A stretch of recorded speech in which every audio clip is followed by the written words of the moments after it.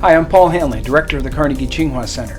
Today we held our second panel in this academic year of the 7th Annual Carnegie Global Dialogue, focusing on U.S.-China relations. For this year's panel, we invited Danny Russel, former Assistant Secretary of State for East Asian and Pacific Affairs, and the current Vice President for International Security and Diplomacy at the Asia Society Policy Institute, and Andy Rothman, a former U.S. Foreign Service officer and the current investment strategist at Matthews International Capital Management.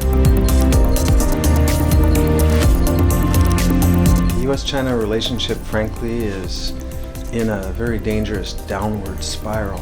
In Washington, D.C., both Democrats and Republicans now are describing China as a strategic competitor, an economic predator, geopolitical rival, and an ideological competitor. Chinese narratives claim U.S. concerns are mainly driven by its own problems, including U.S. political dysfunction, growing economic inequality in the U.S., racial tensions, rising populism, and instead of the U.S. facing these problems at home where the solutions should be found, the U.S. is instead choosing the easier way, scapegoating China. And you could even argue that we're in an influence war where each side is trying to gain an advantage in terms of the position vis-a-vis third countries.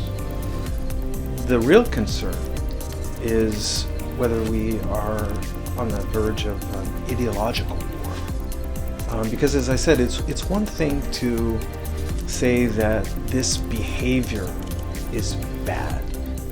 It's a very different thing to say that country is bad. And we really need to be quite careful to avoid falling into that trap, because that trap is strategic rivalry that, unlike competition that brings out the best in both parties, strategic rivalry is something that brings out the worst on both sides.